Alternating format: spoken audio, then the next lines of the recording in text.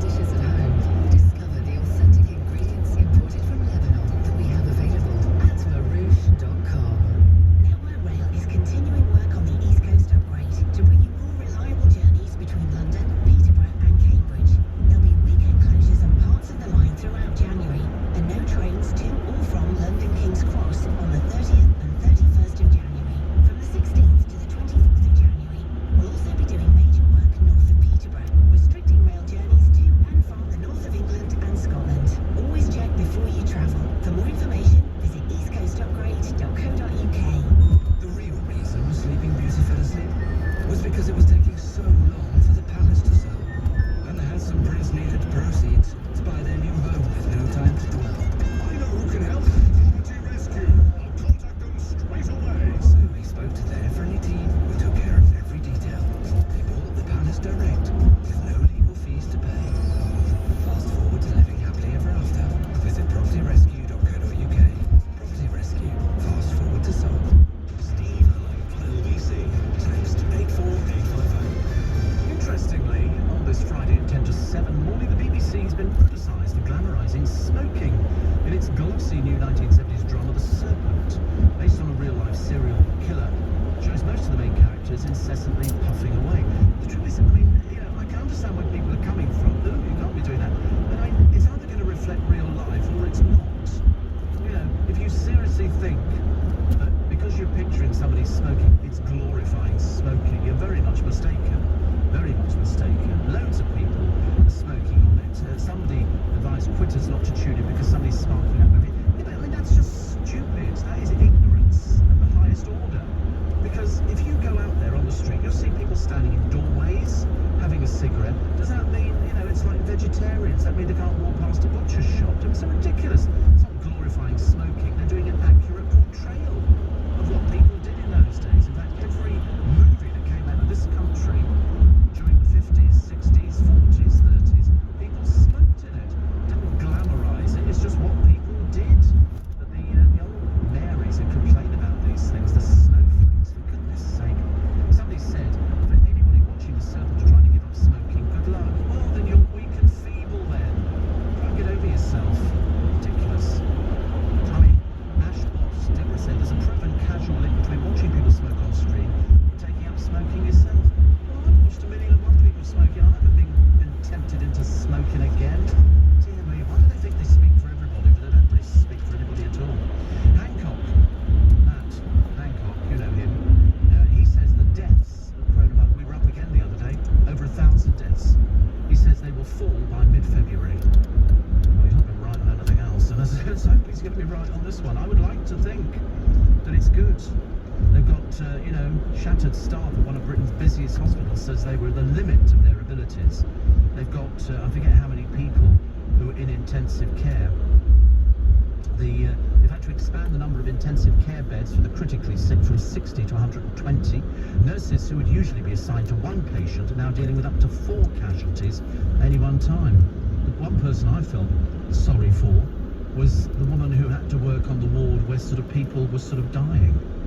And she had to, because people couldn't go in and see their loved ones. And she would hold a phone up to somebody's ear so that people could say their goodbyes. That was a woman who should get an award as far as I was concerned. Chris Lowry remembers my Fiat Tipo with the number plate LBC and says, he says, I don't understand, whilst you're all in lockdown, I hear Joanne on the travel news talking about long delays and slow-moving traffic. Where's everybody going? Well, you might ask that question. I don't know. When we came in last night, the roads were fairly empty, 90% empty. I'll find that the buses are empty this morning. The trains are nearly all empty. But you're right, whenever you hear the travel news, it's always queues here, queues there. And you think, where are they going to? I was always intrigued by that. And the answer is, I suppose, they're obviously going off to sort of do a day's work or something like that. I don't know. I really don't know, actually.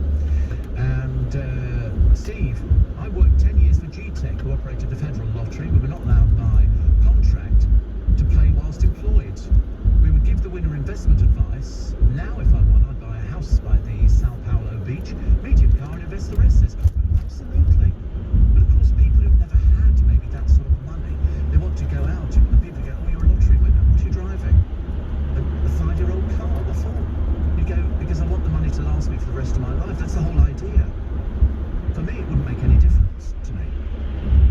It really wouldn't. I'd lose a little bit of weight and I might have a hair transplant and some Botox. Actually, in fact, that's something I need to mention to you.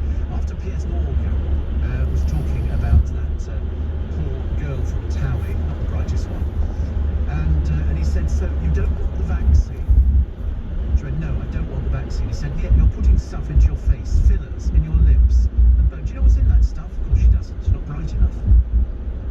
Really, Lauren Goodshire, I mean, really embarrassing. One 72,000 staff are off because of COVID or other reasons. Oh dear. And the Beckham family? David was criticised yesterday. He's always been criticised because he's not the brightest penny in the box, is he? He flew his wife and children to America for a football business trip and New Year's Eve celebrations. They took a private jet with all the children. You have to name all of them. You can't just say the family because they all want a name check.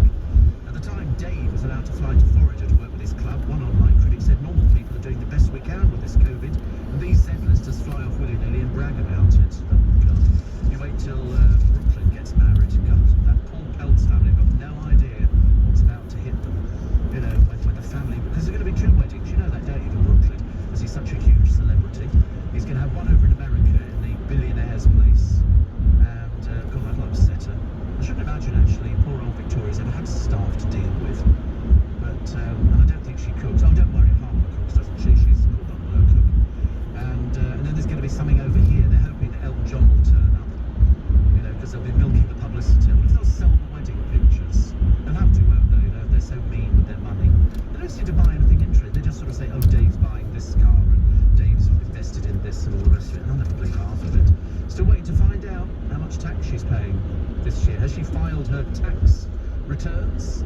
I do hope so, because she can't have had a good year. She can't have done. Also, this looks quite nice. Fewer than 375 calories. They've got. I'm never sure whether all this stuff tastes as good as it should do. They've got this M&S thing here, smoky Mexican-style bean chili, sweet sour chicken with egg fried rice. Now that sounds absolutely on the money as far as I'm concerned. And pan-fried chicken masala. Sounds delicious, actually. Shouldn't be thinking about that at this time of the morning. Mary's scone recipes are Great British Bake offering.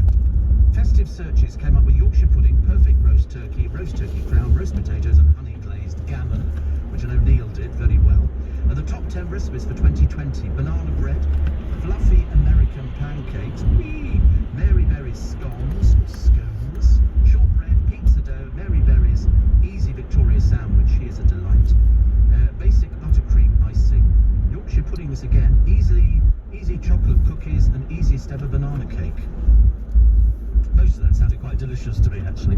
But don't forget, it's the Jazzy Jam Donut being sold at Tesco. It's the first officially vegan donut. Can't imagine what it tastes like. I'm tempted to go just to sort of try it. But then I thought, I don't know, maybe not, actually. Steve, people are still coming in for minor things in GP surgeries. Well, I'm surprised because you can't go into any of our surgeries. You have to phone up. They say on the answer phone, do not turn up at the surgery. In fact, you can't get in. All the doors are locked. You have to speak to them through the buzzer. So stay at home unless you really need medical help. Even then, you speak to somebody on the telephone. You don't turn up. Definitely not. Definitely not. Listen, I've got to go. It's the weekend. It's Friday, and we're all going to be staying in, having a nice time. It's soup and crusty French bread, the order of the day, as far as I'm concerned. I think that could be quite nice. We will be here on Sunday morning from 4. I do have a little bit extra podcast today. It's free. They're all free. Brian May's launching a perfume to help save the badgers. I'm sure he'll be very successful. Ricky Gervais says he wants to be fed to the lions, but it won't be the ones at London Zoo. They say he's a bit too gristly. And Zara Holland flees Barbados, a ghastly person, after her £4,500 fine. So hope they never let her back in again. Holly is a complete and utter idiot. You can download from the LBC app, the Global Player, or wherever else you get your podcasts, as well as listening live to LBC. You can listen back to this and other LBC programmes on the LBC app, as well as listening to a huge range of podcasts. Have a great weekend. Wrap up warm. Stay safe. And turn up at doctor surgery's phone. It's much safer and much easier. Let's see how things look. By the time we get to Sunday, can't wait to see what the papers are going to come up with. I'm Steve Allen, back with you Sunday morning between 4 and 7 and 10 o'clock this morning on LBC. It's James O'Brien, but next with the biggest breakfast in town, it's Nick Ferrari. Thanks, Steve. At 7 o'clock on Friday, the 8th of January, bring in the Brigadier. The Army will deliver the vaccinations. If all goes well, these together should have the capacity to deliver hundreds of thousands of vaccines per day by January the 15th. But no shot in the arm for Health Secretary Matt Hancock when he goes to a clinic in North London. Unfortunately, the trucks haven't turned up. The Health Secretary was quite surprised actually to learn that we don't know when all of our deliveries are coming because they're very ad hoc. So he has said that he'll take that back and look into it. That's GP Amar news. Silence might have been golden with Donald Trump, but it's been broken. To those who engaged in the acts of violence and destruction, you do not represent our country. And to those who broke the law, you will pay. Plus, the world has a new richest man, but who might he be? It's after the news. On your radio, on Global Player.